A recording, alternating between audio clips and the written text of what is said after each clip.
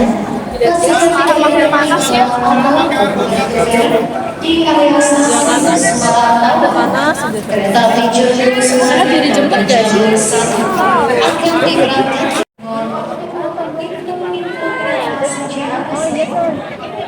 Kami atas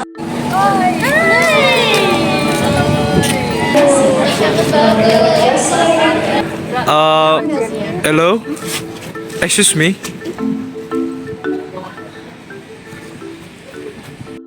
Ini orang mana sih? Wajahnya kayak orang Jawa tapi kok ngomong excuse me ya?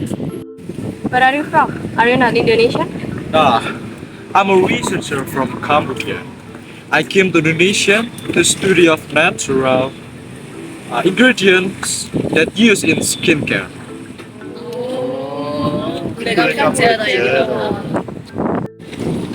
Emang orang Kamboja wajahnya lokal ya? Mirip kan? Namanya juga ASEAN. Boleh boleh. Apa look same? Enggak. Guys, I'm sorry. By the way, can you guys recommend me some interesting place to visit in Semarang? Udah. What do you mean? What if you recommend to Buddha? I don't hear what he means is that you can visit to the Komodo is a place where there's historical monuments. If you like to learn about Semarang, it's a perfect place. Exactly.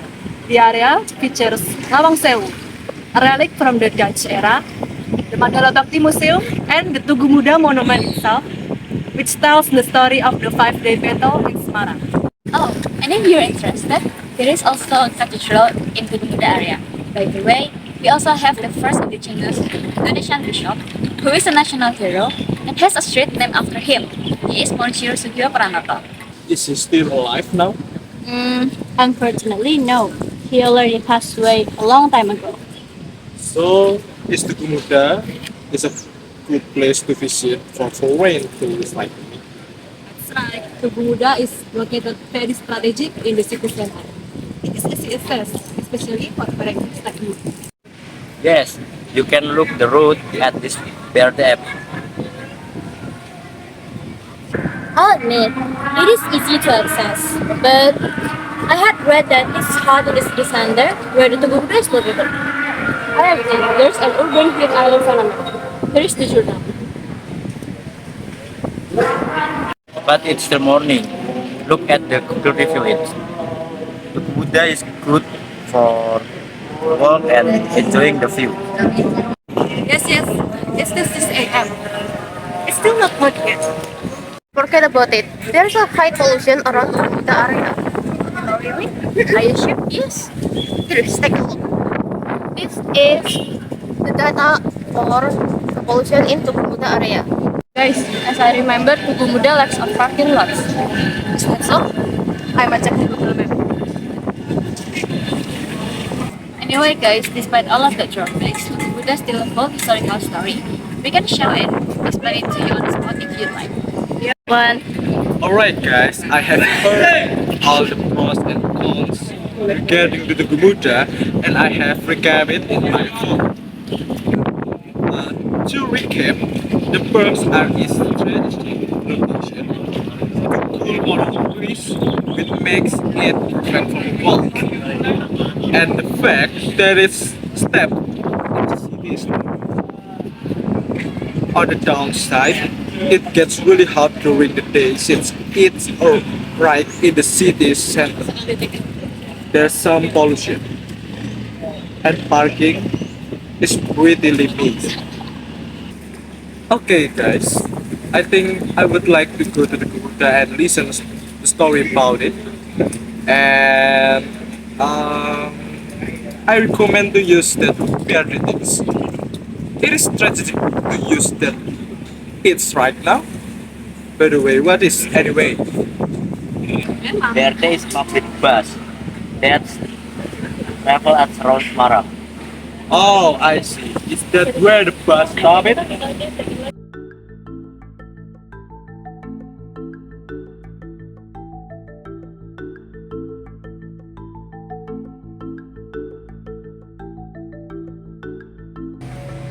Yes, this is the bus stop. Do you want to go to the Pemuda with us? Okay, sounds good. So let's go. Let's go. But guys, I'm sorry, I'm really hungry now. Oh no, what don't we do now? Oh, I have an idea, guys. What if we eat a train? Bener aja lu deh, apa-apaan makan kereta? Ay nggak mau ya, ay jijik. Kenapa sih tetese? Kayaknya paling gede. Apa sih? Jelas banget. Okay guys, stop fighting. Why don't we try a culinary from Semarang? Nah, ya itu kan aku udah bilang. Kita makan nego babat kereta dekat sini. Ah, sejelas makanya. Whatever guys, let's go to the Wiku Babat official store and hear from here.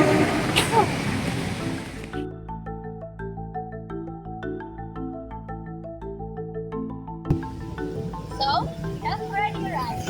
This is the official store of Kereta Api Wiku Babat that I really love. All of you guys have been talking about Bingo Babat this school. But actually, what is Bingo Babat? Okay,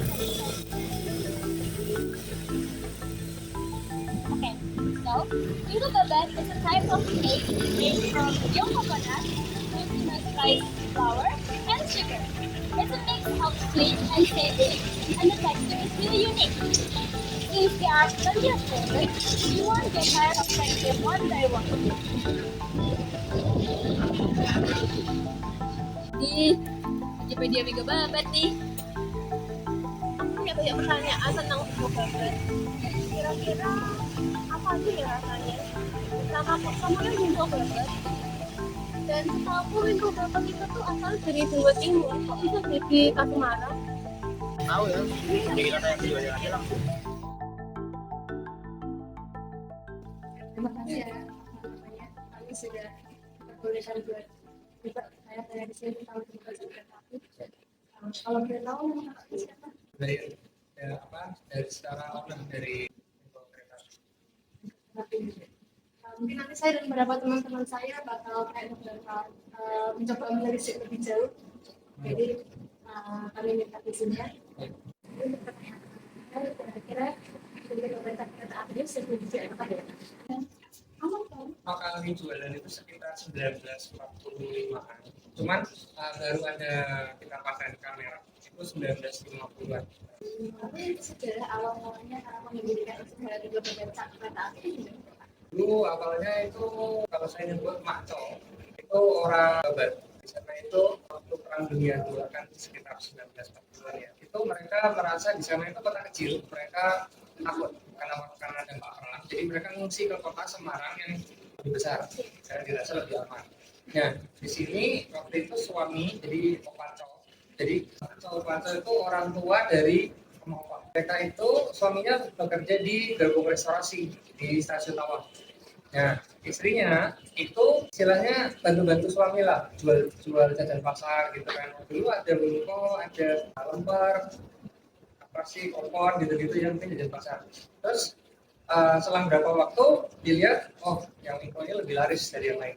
Itu macam memutuskan yang lain di stop, fokus di Wingko aja, di resepnya dibenerin, disempurnain, habis itu dijual. Waktu itu masih dari rumah ke rumah. Jadi hari ini bawa 5 bisa 4, besoknya diulangi lagi sampai lama-lama ternyata kok cocok di lidah orang Semarang, orang Jawa Tengah. Jadi tambah besar terus ada teman tetangga yang titip jual barangnya di toko gitu kan.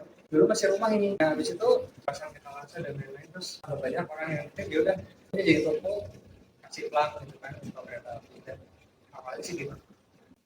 Misalnya ini kan di Semarang itu kan banyak merek Wiku Babat yang berbeda. Apa yang membedakan dari Wiku Babat kereta ini sama Wiku Babat yang lain? Itu dari kita sendiri. Jadi dari segi taste mungkin atau dari Wiku Babat kereta Ini sebenarnya sekalimat bukan saya ngomong ya, tapi orang yang nyobain macam-macam. Setelah nyobain yang di berbagai macam tempat, nyobain yang di top, begitu mas mereka nyobain yang di sini karena dia ini yang paling komen mungkin buat turis-turis di luar Semarang itu jadi Wiku Babat kereta ini. Kalau buat turis yang pokoknya sekedar mereka pulang bawa pingkong.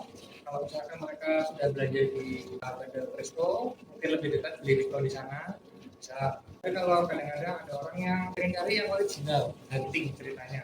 Yang mana sih yang paling tua, yang paling original gitu kan? Mereka suka hunting dan mereka ketemu di sini. Jadi kalau dibandingin sama yang di Pangandaran, memang di sini harganya lebih mahal. Tapi kita tuh menjaga kualitas. Jadi kalau ditanya strategi marketing, strategi jualan, kita prioritas paling pertama itu data mutu. Jadi bahan baku, pengerjaan, higienitas itu berarti banget. Dari kita buka toko dulu ya. Nah itu dari jumlah kerja di sini ada totalnya berapa?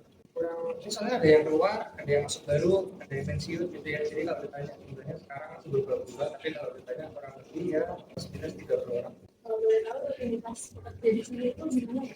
Itu mereka datang jam 7 kurang. Jadi jam 7 kurang seperempat, saya minta mereka saya di sini. Kan saya datang bawa kunci. Nah, tokonya dibuka, mereka mulai masuk. Dan di situ mereka nyapu ngepel dulu. Jadi kayak etalase kan kena orang berapa kali dalam sehari kan ya kita bersihin semua di lap, lantai juga disapu dipel, kalau ada sampah ya dibuang, toilet dibersihin. Kalau sudah biasanya kalau pagi itu ya mulai terima orang yang stok barang kayak koper atau kunci mawar, kunci apa lagi gitu kan. Pagi kan kirim. Nah itu diterima dulu. Jadi mulai ini etalase dicek minggunya punya berapa. Habis itu barang-barang lain ada yang habis nggak? Kalau habis nelfon pesan dulu untuk kirim gitu. Biasanya ada yang jam 7 itu ada yang datang duluan parkir gitu kan, mau beli untuk dibawa naik kereta pagi. Kita dilayani dulu, ada yang beli gitu. Mereka biasanya ganti seragam, kan pakai seragam di sini. Mulai Jadi selain di sini ada cara lain.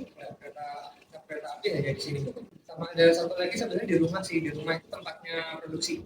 Jadi pabriknya itu di rumah, kalau yang makan dikirim ke sini gitu. Apakah jadi selama usaha bekerja di sini, apakah ada upaya yang dilakukan untuk mensejahterakan para pekerja ini? Untuk gaji ya, jangan sampai gaji itu diberikan kurang dari level kerja keras mereka. Jadi mereka itu kan kerja pagi sampai sore, terus diberi gaji yang cukup. Jadi kalau mereka pulang tuh nggak merasa kok capek tapi gaji kita segini ya. Nah, itu harus dilakukan. Karena kalau yang kayak gitu lama-lama pegawai merasa capeknya nggak worth it, lama-lama mereka males kan. Kalau nggak mereka keluar, kerja mereka jadi nggak optimal. Nah, itu harus dilakukan. Terus juga mereka dikasih uang makan di luar gaji. Kayak misalnya dapat. Oke, jadi Pak, kan kami tadi sudah bertanya tentang sekiranya ada apa yang membedakan, mungkin masalah pekerja juga. Nah, sekarang kami tuh yang bertanya untuk dalam pemasaran itu ada strategi khusus tidak untuk memasarkan ke masyarakat? Strategi khusus sebenarnya belum ada ya. Jadi kita maksimalin di toko sini. Habis kita ada di jual juga di Badan Resto Pangandaran. Selebihnya kita jaga merek sih, jaga mutu. Jadi benar-benar nggak boleh sampai ini kok ada rambutnya ya, atau ini kok baru sehari keras ya, atau ya masalah lain. Jadi kalau ada komplain sebisa secepat mungkin langsung diatasi. Kalau misalkan ada kadang salah hitung ya, misalkan orang belinya satu dus isi 10, kadang-kadang dia isi 9, nggak teliti, kadang-kadang ya udah ditambahin gitu kan. Yang menjaga kualitas, dan yang kedua pembeli itu nggak boleh sampai kecewa. Jadi kalau kadang-kadang pembeli itu marah-marah gini-gini, ya kita sebenarnya agak rugi sedikit, tapi yang penting pembeli itu senang. Bagaimana kerjasama antara pedagang ini dengan pemerintah daerah atau dinas terkait? Karena ada kerjasama, dan kita juga kan mau memanfaatkan dinas tuh ngapain gitu kan, bingung. Dan dari dinasnya juga nggak terlalu banyak ada kegiatan gitu. Cuman yang barusan itu kemarin info itu didatangin sama Dinas Budaya dan Pariwisata. Itu ini ceritanya dipilih sebagai warisan budaya tak Indonesia 2025. Ini baru itu sih yang saya tahu. Nah, terus apakah ada merek lain atau jenis makanan lain untuk mempromosikan makanan khas Semarang? Kolaborasi dengan brand lain gitu Iya, ya. brand. Ada ini belum ada sih. Belum ada. Jadi ya sejauh ini mereka baru yang penting ngurusin tokonya sendiri.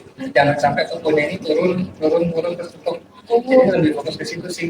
Kalau kolaborasi dengan brand lain yang sebagai ciri khas Semarang kayaknya belum ada sih. Wow, that was awesome. I'm actually curious to get it tried. Aku juga jadi penasaran deh, which is yang penasaran banget gitu loh. Wis kayak zamane me wis ngiler kata itu. Kes, gak sabar.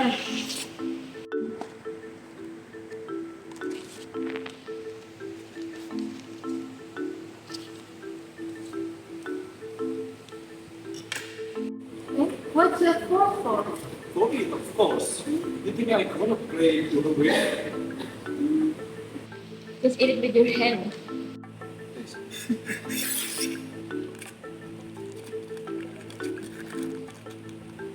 Oh, interesting, interesting.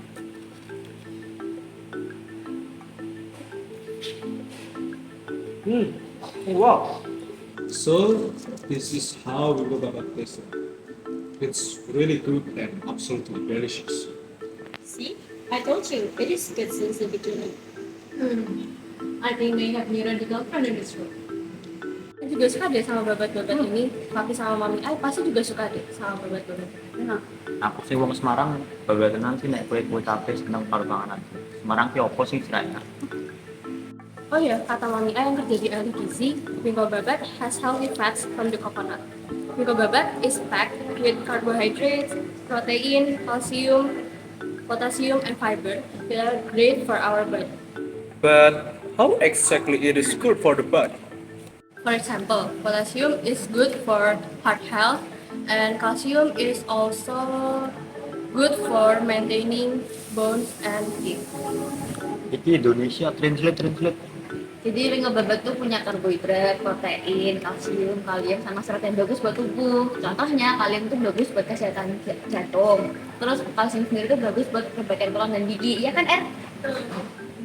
Ngomongin kalsium dan kalium, kalian tahu nggak kalau itu tuh full unsur periode keempat. Nah, berapa iki ya di unsur ada keempat ini? Ada besi, mangan, nikel, krom. Kayaknya itu habis ya, ada 30. Banyak juga ya. Kok jadi pada bahas kimia sih? Kali-kali ternyata pinter. Sambil makannya gimana kalau kita ngomongin kimia juga, biar nggak diem doang aja gitu. Kalau lagi makan malah bahas kimia, mentang-mentang kita sebelah diuprak. Nah, kata lumayan dari tadi nyicil juga. Jadi kita bakal mulai. Jadi, tip. Mangan sifatnya ada apa aja? Bikin kenyang. Kayak gitu juga gak sih, Ki? Oke. Kalau sifat kimianya itu mangan itu bisa bereaksi dengan air terus jadi basa. Mangan juga bisa bereaksi dengan udara dan hasilnya api. Kalau bereaksi sama halogen, jadinya mangan halida. Mangan juga bisa bereaksi dengan asam encer secara cepat menghasilkan reaksi di bawah. Wow, kamu pintar juga ya. Terus sifat fisikanya apa aja? Sifat fisikanya itu, mangan itu unsur logam massa atom relatif yang sekitar 54,94 yang pada suhu kamar berwujud padat dengan kilap logam agak besar. Mangan juga punya kerapatan sekitar 7,21 gram per cm kubik. Titik lelehnya kurang lebih 1247 derajat Celcius. Terus titik didihnya juga kurang lebih 2032 derajat Celcius. Logam ini tergolong keras namun rapuh sehingga tidak mudah patah. Memiliki konduktivitas listrik dan panas yang relatif rendah dibandingkan logam lain. Bersifat paramagnetik serta memiliki unsur kristal yang kompleks karena adanya beberapa bentuk allotrop. Kapasitas kalor sekitar 26,32 Joule per mol Kelvin.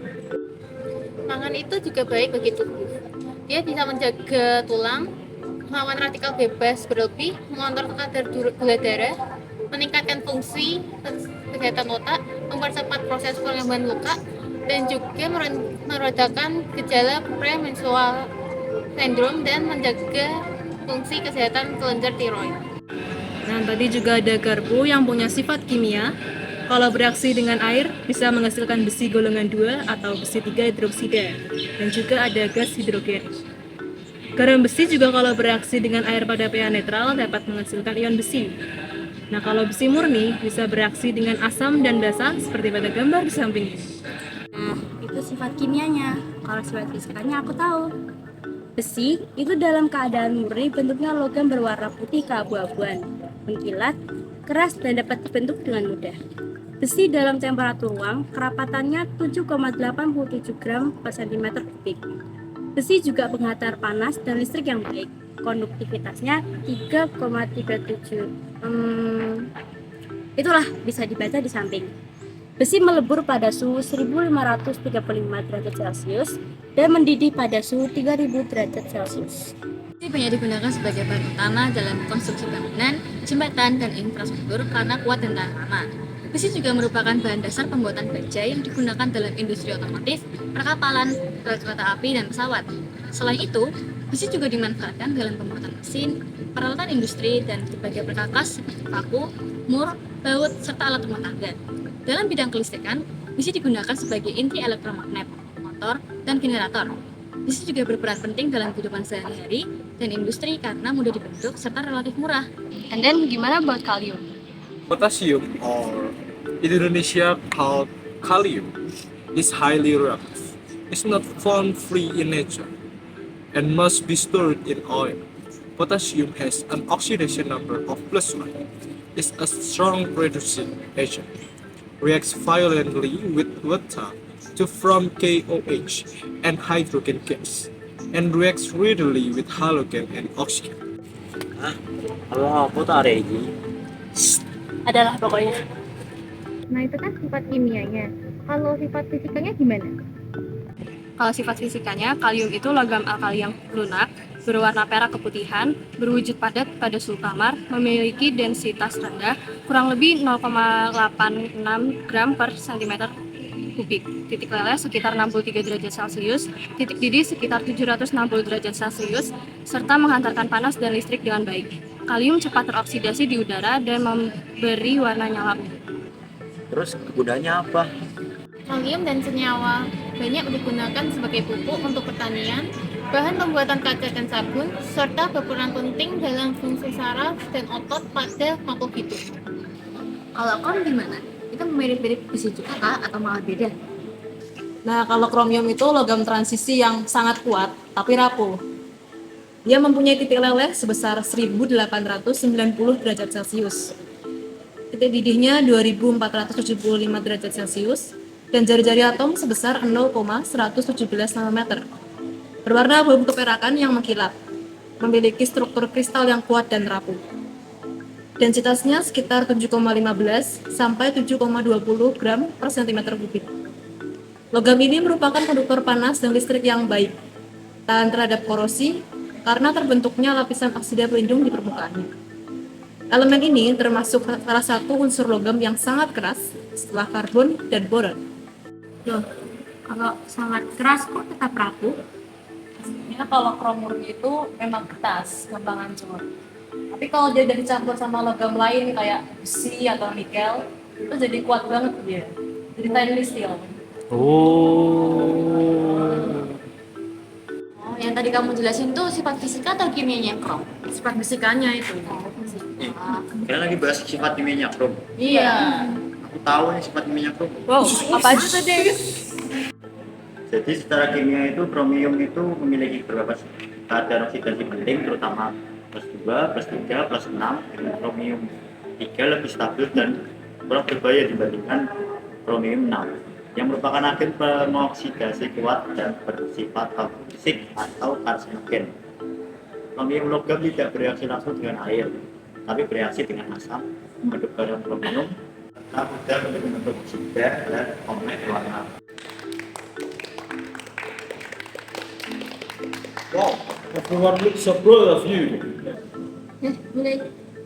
Do you know the uses of chromium in everyday life? Of course, I know. In industry, chromium is used to make metal alloys like stainless steel, ceramic coatings, and silver mirror coatings. In metallurgy, Chromium is used to provide corrosion resistance and to give a shiny finish. So, it's used as a coloring agent and in paint mixtures. It can also be used to make emerald green colored glass. However, most forms of chromium are actually harmful to the body. But chromium 3 is an essential nutrient for the body. A deficiency can cause heart problems, metabolic disorders, and diabetes. Ada mangan, besi, kalium, chromium, hingga kalsium. Aku tahu sifat kimianya kalsium. Jadi, kalsium adalah logam alkali tanah yang sangat reaktif dan mudah membentuk ion Ca2+. Ia bereaksi dengan udara, membentuk oksida dan nitrida. Dengan air, ia membentuk CaO2 dan gas hidrogen. Serta ia juga bereaksi dengan asam dan halogen membentuk garam kalsium. Dalam senyawanya, kalsium umumnya memiliki bilangan oksidasi +2. Aku tahu sifat fisikanya. Kalsium itu logam alkali tanah padat berwarna perak keputihan, lunak, dan ringan dengan densitas kurang lebih 1,55 gram per cm kubik. Titik lelehnya sekitar 842 derajat Celcius dan titik didih kurang lebih 1484 derajat Celcius. Logam ini menghantarkan panas dan listrik dengan baik serta memiliki struktur kristal kubik berpusat muka. Kegunaannya apa tuh, Dul? Kamu lagi. Udah, jadi kegunaannya itu kalsium bermanfaat untuk mengaktifkan syaraf, melancarkan peredaran darah, melenturkan otot, menormalkan tekanan darah, menjaga keseimbangan cairan dan pH darah, serta mencegah osteoporosis, penyakit jantung, dan kanker usus. Selain itu, kalsium membantu mengatasi kram, keluhan haid, penyusutan tulang saat hamil atau menyusui, mineralisasi gigi, kulit kering, dan meningkatkan kesehatan seksual serta fungsi pankreas. Kalsium juga digunakan di industri teknologi. Misalnya dalam produksi semen, beton, keramik, kaca, plastik, dan karet, sebagai reduktor dan deoksidizer pada logam untuk mengurangi air dan limbah, serta disinfektan, dan bahan penangkap karbon dioksida melalui teknologi kalsium looping. Senyawa kalsium seperti kalsium karbonat, kalsium oksida, dan kalsium hipoklorit membuat sangat berguna di berbagai sektor selain kesehatan. Lah ketemu nih materi ini. Iki pidato Soekarno apa materi kimia? Dua tenan. Gimana? Yang materinya apa?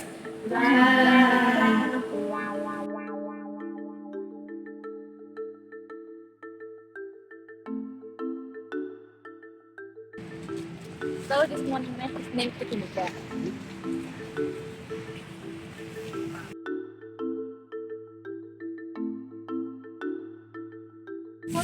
Kenapa langsung kenapa juga ya? Juga nih. Lagian cara masak dia juga gimana dia? Coba Inggris gitu.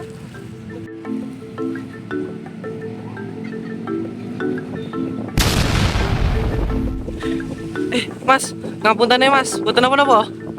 Pun, betul apa mas, santai mon. Ngapunten mas. Takon nih mas.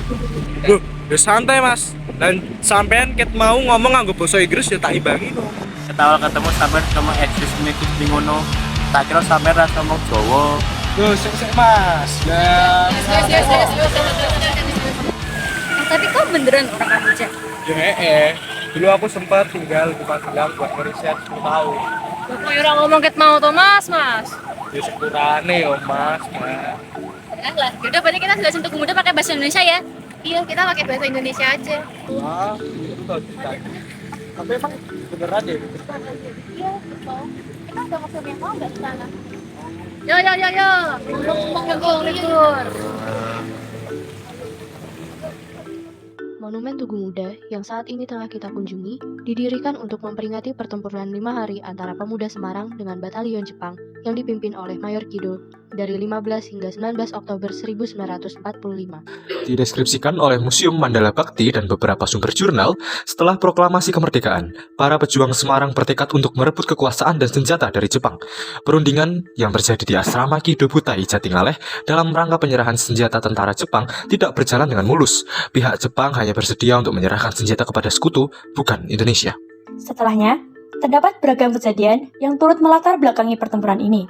Beberapa di antaranya adalah peristiwa tawanan Jepang yang melarikan diri ketika hendak dibawa ke penjara Bulu, pembantaian tawanan Jepang di penjara Bulu, dan penembakan Dr. Karyadi di tengah perjalanannya untuk memeriksa sumber air yang diberitakan telah diracun Jepang. Oleh museum disebutkan beberapa pelaku pertempuran dari pihak TNI seperti KRMNT Wongsonegoro yang kala itu menjabat sebagai Gubernur Jawa Tengah, Dr. Karyadi selaku Kepala Laboratorium Purusara atau Pusat Rumah Sakit Rakyat, serta pejuang di pertempuran garis depan seperti Letkol Hulan, Iskandar, Letkol Munadi, Letkol Widarjo, Kolonel Jatikusumo, Kapten Widodo, Mirza Sidarta, Mardadi, Bambang Suprapto, dan Seno Suwaryo. Sementara itu, dari pihak Jepang disebutkan nama-nama seperti Mayor Kido, Mayor Yogi, Kapten Nada, dan Sersan Tanaka. Mayor Kido Shinichiro merupakan komandan pasukan Jepang di Semarang. Dialah yang menolak tuntutan Wongsonegoro untuk menyerahkan senjata dan kemudian memimpin jalannya perang. Dinas Arsip dan Perpustakaan Kota Semarang menambahkan beberapa orang yang juga turut berperan dalam pertempuran ini. Mereka adalah Sayuto, pemimpin Regu Jagal Jepang, Monsinyur Albertus Sugiyapranoto, Uskup Katolik Uskupan Agung Semarang yang menjaga dan mengamankan pemuda di Gereja Gedangan, Martadi yang menjadi salah satu pejuang pada peristiwa Hotel Du Pavilion, beberapa pejuang pertempuran lain seperti Toyib Iksan, Al Bujiantoro, Huri Prasetyo, dan Broto Jenggot. Ada juga Ui Tiongchiu, pendiri toko buku Merbabu yang menjadi penyuplai logistik saat warga sipil berperang, dan Jusan, tenaga bantu Rumah Sakit Purusara. Ingin tahu lebih banyak tentang mereka? Nantikan kami dalam presentasi ujian mata pelajaran sejarah. Nah, udah percaya kan kamu? Iya. Kasih. Dan juga yang Semarang, saya kira Jakarta doang yang punya cerita epic. Jelas, Semarang ini loh.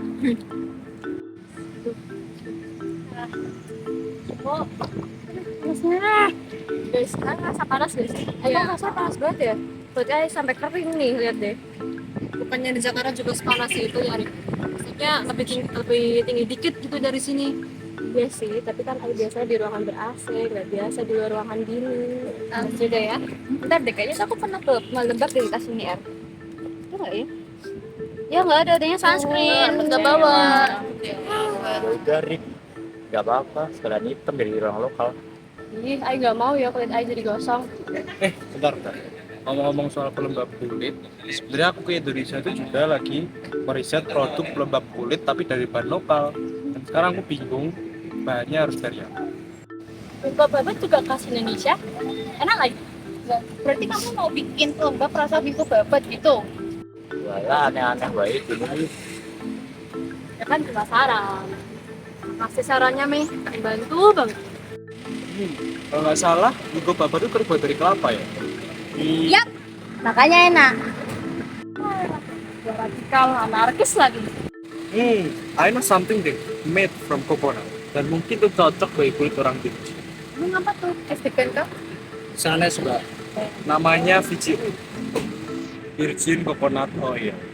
Virgin, perawan tak ini? Emang ono kelapa perawan? Virgin di sini artinya tuh murni deh, bukan perawan. Ya betul, dan aku jadi tertarik. Yaudah ayo cepet buat, udah mulai mokal nih kulit air.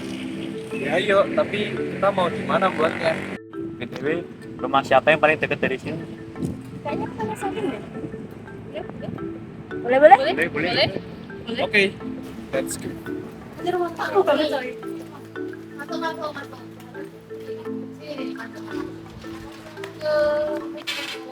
Wow. Rumahnya besar.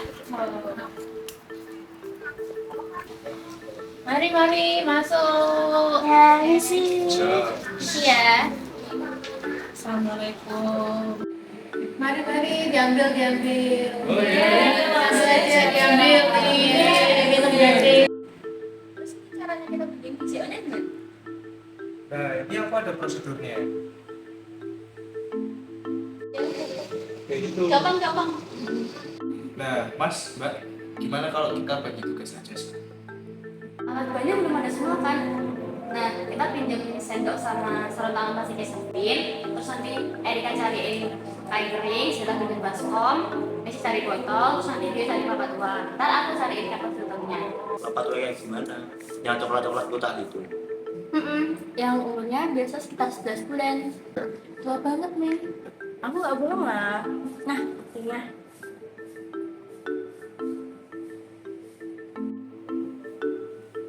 Akhirnya ini bisa ada doang nih. Wikipedia Mega Babat dilawan. Biasanya gini naik kereta punya pasar. Kayak kelapanya mesti parut gitu. Oke. Loh, sih. Terus nek gitu jobku apa? Ya muka aku yang kerja lah. Ya. Oke, kalau buat video itu ada macam-macam cara.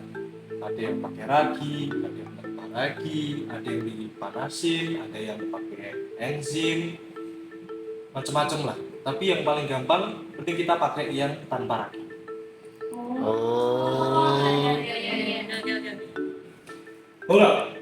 Pertama, kita harus pakai sarung tangan plastik. Baru deh, habis itu kita campurin parutan daging kelapa sama air matang. Habis itu baru kita blender. Perbandingannya 1 banding. Harus 1 barang itu banget. Berarti kalau kelapanya 1 kilo, ada juga 1 liter. Iya, betul. Dan habis itu kita campur sampai merata. Oh, tahu. Berarti habis itu kita peras-peras gitu kan kelapanya. Menurutnya harus pakai tangan banget nih. Kalau tangan aja jadi gatal-gatal gimana? Ya enggak lah, Rik. Ini ada kain ini, kita pakai kain ini. Kan di tas prosedur kayak gitu tulisannya. Emang kalau kain lain bedanya apa? Ada bedanya. Kalau pakai kain kapan, nanti jadinya loncat-loncat.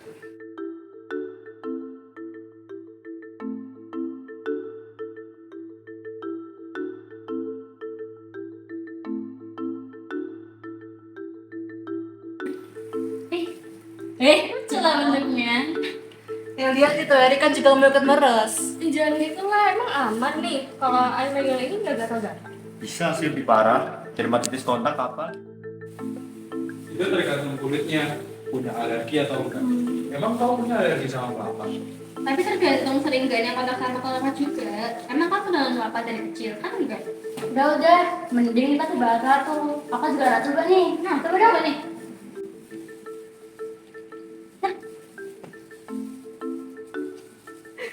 Oke. Punya udah?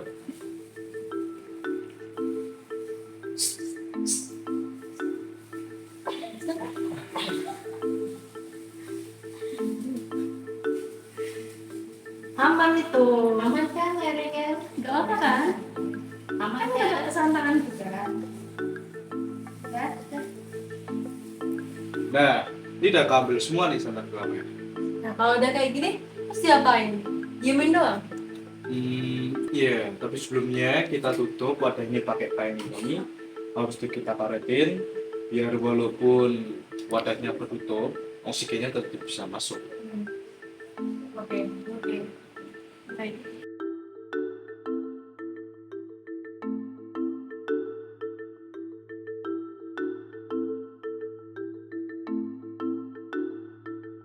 Berarti ini kita juga lancar kan? Kira-kira berapa jam?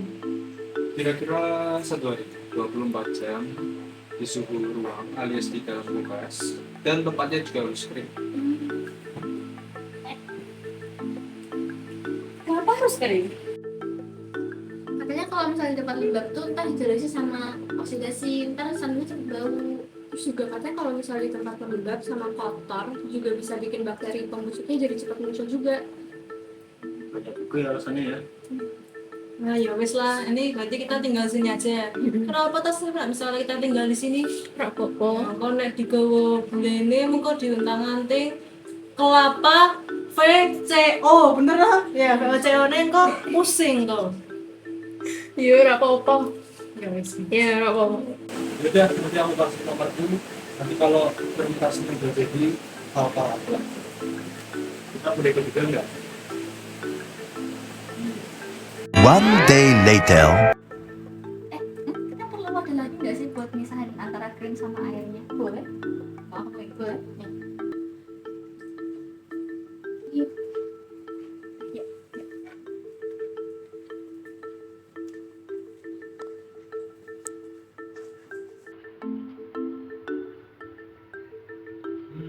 Ini nggak jadi nih, soalnya krimnya udah kepisah sama air kelapa. Oh, iya Bang. Terus sekarang boleh dibuka? Boleh, buka. Wow, putih. Kecap tembak coy. Mirip tuh capnya tuh. Terus setelahnya diapain? Nah, di sini yang putih-putih ini kita masukin ke wadah yang berbeda.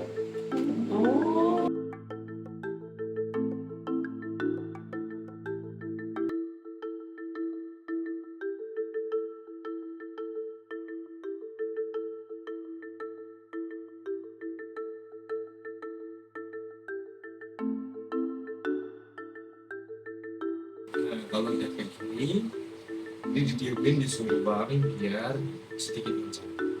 Oke, aku simpan dulu ya. Oke, Wih. Oke, makasih ya. Ini kenapa lu nggak Ya, nggak apa-apa sih.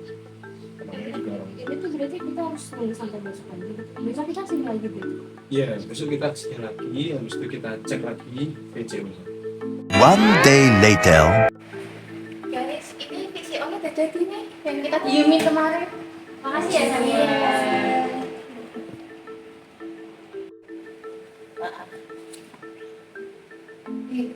Udah kelihatan minyaknya loh ini. Bisa langsung bilang nggak sih, Ki? Ya kan? Bukannya harusnya di freezer dulu nih? Soalnya kata banyak kemarin harus di freezer dulu soalnya. ini aku buka ya? Monggo, yuk aja deh. Nanti, sebelah kanan kau nanti. Wow. Ngapain lah itu apa namanya nanti bakal dimasukin ke freezer? Sama aja nggak sih kayak kemarin itu? Nih, di beberapa video lainnya itu nggak usah dimasukin ke freezer, langsung aja nanti kalau udah kayak gini udah minyaknya langsung di filter gitu. Nggak bisa di freezer dulu nggak sih? Kan maksudnya biar endapan minyak sama airnya jadi lebih dapat bisa lagi pas filter. Ngomongin apa nih? Ini mulai dari tadi mereka ngikutin ini mau di freezer atau enggak? Oh, kalau kayak gitu mah nggak bisa langsung disaring. Jadi kita siapin paper filternya sama wadahnya.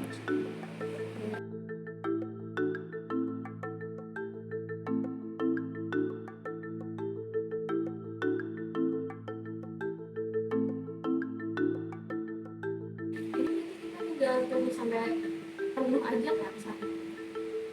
Tapi netesnya lama banget nih kayaknya. Kalau ini mah emang lama netesnya. Jadi kalau itu kita tunggu aja sampai besok biar at least agak penuh. Lamanya lama.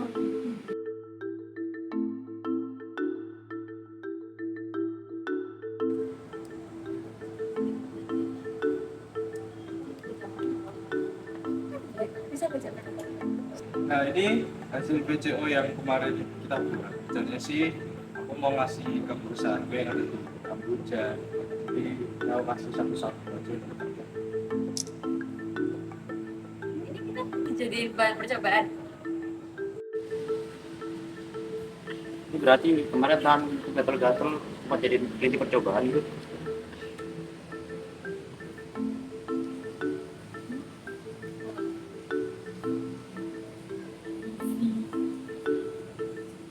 Guys, lihat deh.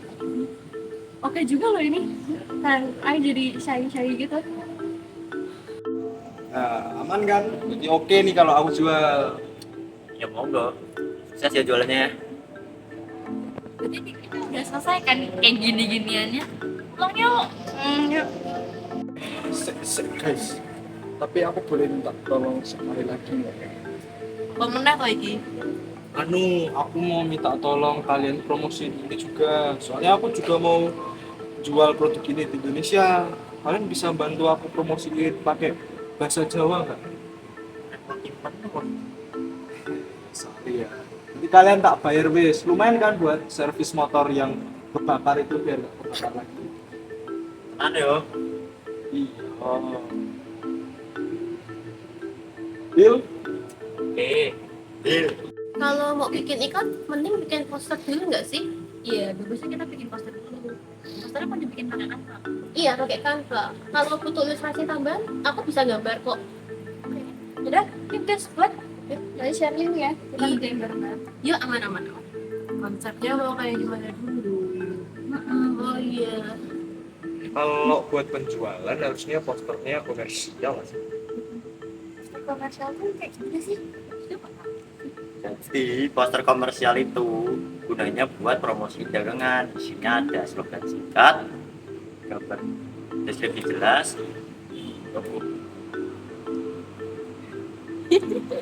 logo merah. Habis itu ada ajakan buat orang-orang beli produk kita. Gimana sih? Bakul mochi promosinya lagi kecil. Produk mungkin buat channelnya apa sih? Apa ya? Karena kamu kepikiran bikin VCO habis bahas Wiko Babet, namanya harus ada unsur Wikonya. Alah, akal-akalan Wiko, Deng. Oh, kelapa itu kan coconut kan? Ambil ko-nya jadi wingko. Lah, mana ko-nya? Duh, CO-nya kan dibaca ko juga. Tulisannya wingco, dibacanya wingko. Dari wingko, coconut. Keren banget gak tuh? Keren nggak sih? Nanti kalau ada yang mau beli, terus dia tanya ke penjual minyak, Bu, beli Wingko. Bisa nggak paham nanti. Tapi merek Wingko Babet yang kemarin kita makan tuh apa sih? Kereta api kan? Mungkin bisa pakai itu. Kalau mau agak pintar dikit, kita tambahin es di wingkonya. Dingin dong kalau ada esnya. Apa sih? Bukan itu. Maksudnya Wingsko biar kayak atas saya gitu. Artinya semoga produk ini bisa terbang tinggi, sukses besar gitu. Mantap. ACT. Berarti namanya Wings Train nih. Dia bagus tuh, kreatif juga lu ya. Lama-lama jadi manajer perusahaan API nih. Alah, boleh aja. Tapi aku siap nih jadi jutawan kok, Rik. Boleh. Bagus tuh. Gas lah, kita buat posternya. Oke, step pertama, tentuin dulu judul posternya. Judulnya gede di atas ya, biar langsung kelihatan sama yang baca. Gini, tulis Wings Train. Virgin Coconut Oil. Hurufnya tebal dikit, jangan yang lemes-lemes. Fontnya jangan alay, ntar kayak jualan di KRT. Pakai font yang clean tapi elegan ya, biar kelihatan mahal gitu. Kalau pakai bridge ini gimana? Biar kelihatan tegas. Oke, judulnya pakai font bridge. Terus kita perlu kata-kata apa aja selain merek? Harus dong, kita perlu kasih deskripsi singkat biar persuasif. Kalimatnya apa aja ya enaknya? Menyehatkan kulit. Kan semua orang mau sehat. Melembabkan kulit juga kan? Ya. Masukin.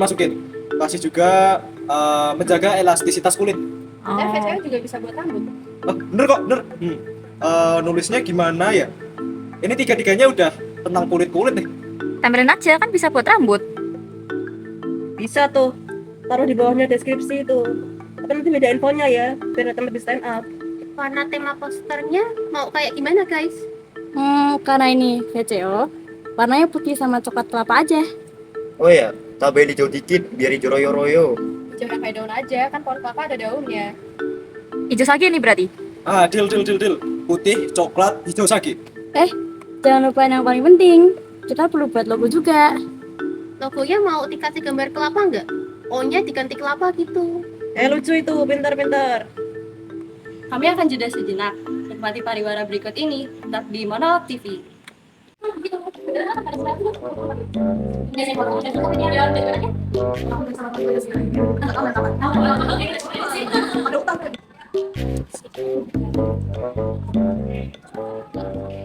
Kulitku kok garing karo puisi ya. Kulitmu garingan puisi. Tanggung Wingko Train. Wings Train bisa nyehatake kulit. Wings Train juga bisa ngehatake kulit. Wings Train udah bisa menyatu kulit. Wings Train apa kan rambut? Sales. Aus kulitnya.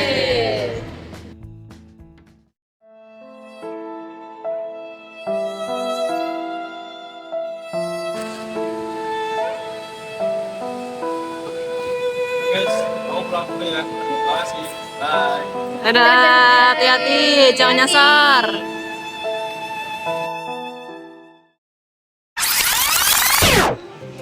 Kamu mau lihat hal yang menarik di Manifest Twitter ini? tadi habis ngintip HP driver IPK Gojekku. Kenapa IPK-nya putih? Ya, dia putih kuliah dong. 4,89 per 5 Y kumulat loh. Lo kan harusnya 5 per 4 doang nggak sih harusnya? enggak kan, itu kan harusnya rating Gojek itu kan 5/5, bintang 5 itu loh. Tapi kenapa dia nyebutnya IPK? Oh, berarti ini bukan kayak dia bukan kayak kuliah beneran gitu. Ya enggak lah. Oh, kan dia kuliah beneran loh. Ngapain Gojek masang IPK di HP? Ngomong-ngomong IPK, nilai opera kita berapa ya? Oh iya. Berapa ya? Tapi udah selesai lah, Mel. Gak usah dipikirin. Ya udah sih. Rating dulu di Bagus, Gojek. bagus. Tapi tuh dengar dari guru tuh nilai kita tuh bagus semua tahu.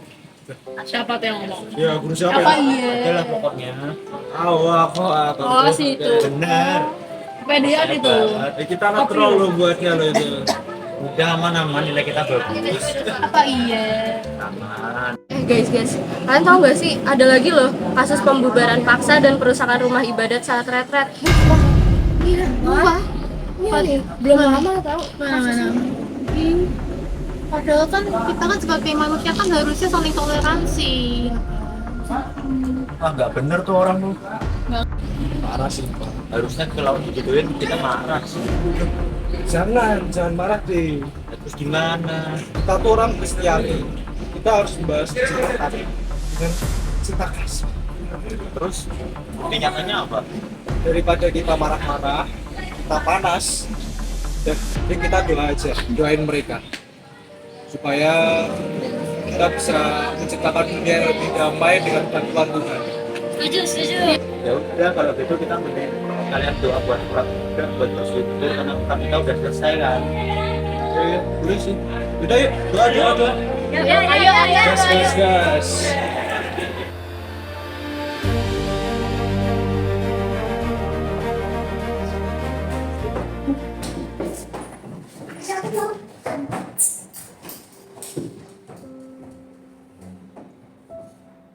Ya. Marilah kita habisi.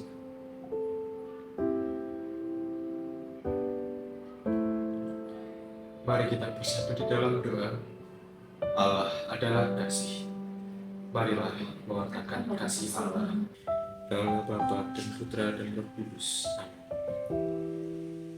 Dialah Bapa yang Maha Pengasih. Kami bersyukur kepada-Mu atas rahmat yang telah Kau berikan kepada kami. Kami bersyukur atas rahmat kehidupan dan keberagaman yang menghidupi sisi-sisi kemanusiaan kami. Kami bersyukur atas karunia-Mu yang menghidupi setiap aspek kehidupan kami. Terkhusus kami bersyukur atas rahmat keberagaman dan keharmonisan di dalamnya.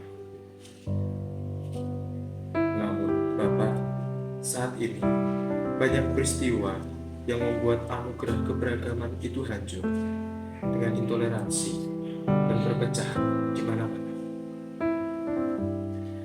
Maka ya Bapa, hadirlah di tengah-tengah kami dan dengarkanlah doa kami. Ya Allah, kami berdoa bagi para pemimpin kami. Bapa yang Maha Kuasa, bantulah para pemimpin kami agar mereka tidak mudah terlena oleh kepentingan politik maupun ambisi pribadi. Di tengah maraknya perbedaan pandangan, bantulah mereka untuk tetap mengedepankan tujuan dan visi mereka untuk menjadi pelayan rakyat. Jauhkanlah mereka dari pertikaian yang dapat memecah belah bangsa. Berilah mereka kebijaksanaan, kekuatan, integritas, dan kerendahan hati, supaya mereka tetap dapat mengamalkan tugas mereka untuk menyejahterakan rakyat. Ya Bapa, kami berdoa bagi kemajuan masyarakat kami. Kiranya di tengah perbedaan yang kami miliki, Engkau selalu menyatukan kami di dalam kasih-Mu. Karena Engkau menciptakan kami berbeda-beda, namun tetap satu di dalam kasih-Mu. Ya Bapa, di tengah perbedaan suku, ras, dan agama, ajarilah kami untuk dapat saling menghargai. Jauhkanlah kami dari ujaran kebencian dan sikap intoleransi. Semoga kami menjadi bangsa yang rukun dan saling mendukung. Ya Bapa, Kami berdoa bagi orang-orang yang dilanda kesusahan. Kiranya Bapa yang senantiasa mencurahkan berkat dan karunia melalui Roh Kudus ke dalam diri mereka. Kiranya Bapa juga yang memberi kekuatan agar mereka dapat terus berserah kepada Engkau dan percaya dalam setiap proses pertolongan. Kiranya Engkau juga mendorong umat-umat-Mu untuk berempati kepada orang lain yang juga dilanda kesusahan, agar umat-umat-Mu senantiasa meringankan beban mereka, hingga pada akhirnya nanti Bapa, mereka dapat memuliakan nama-Mu dalam kehidupan mereka. Bapa, kami juga berdoa bagi mereka yang terluka akibat perpecahan. Ya Tuhan, hiburlah mereka yang terluka akibat perpecahan dan kekerasan. Pulihkanlah luka batin mereka dengan kasih dan pengharapan dari-Mu. Berilah mereka kekuatan untuk bangkit dan memaafkan. Semoga mereka menemukan keadilan dan kedamaian dalam hidup mereka. Ya Bapa, kami juga berdoa bagi para kaum muda. Kiranya Bapa berkenan menjadikan para kaum muda sebagai agen perdamaian dan persatuan bangsa. Di tengah krisis demokrasi dan ketegangan sosial ini, semoga para kaum muda tetap berpegang teguh pada nilai-nilai kemanusiaan dan kebenaran. Tanamkanlah dalam hati mereka rasa cinta pada tanah air dan peduli terhadap sesama. Jauhkanlah para kaum muda dari sifat diskriminasi dan intoleransi. Kiranya Bapa berkenan memimpin para kaum muda supaya mereka dapat menjadi harapan bangsa dalam perjalanan menuju bangsa yang lebih menghargai beragama. Tuhan Allah yang Maha Baik, hari ini kami telah menyelesaikan ujian praktek. Kami berterima kasih atas penyertaan-Mu sehingga kami dapat menyelesaikan ujian praktek ini dengan lancar. Kami bersyukur atas kemampuan dan kesempatan yang Engkau berikan selama proses ujian ini. Kami menyerahkan semua kekurangan dalam proses ujian ini ke dalam tangan kasih-Mu, agar apa yang kami kerjakan tetap membuahkan hasil yang baik. Dan berikanlah kami ketenangan hati dalam menantikan hasilnya dan percaya pada rencana-Mu. Demikian kiranya doa-doa kami ya Bapa. Dengarkanlah doa-doa kami, agar semoga dengan bantuan kami dapat semakin menghayati perbedaan yang ada di antara kami, sehingga dengan penghayatan kami, umat-Mu, kami dapat memuliakan Engkau, Sang Pencipta alam semesta, dengan segala kekayaan dan perbedaannya. Doa ini ya Bapa, kami aturkan ke dalam tangan-Mu dengan pengantaran Kristus, Tuhan dan Juru Selamat kami, yang hidup dan berkuasa, kini dan sepanjang segala masa. Amin. Kemuliaan kepada Bapa dan Putra dan Roh Kudus, seperti pada permulaan, sekarang, selalu dan sepanjang segala. Terpujilah nama Yesus, Maria dan Santo Yosef, sekarang dan selama-lamanya. Santo dan Bosco, doakanlah kami. Santo dan Santa pelindung kami semua, doakanlah kami. Di dalam nama Bapa dan Putra dan Roh Kudus.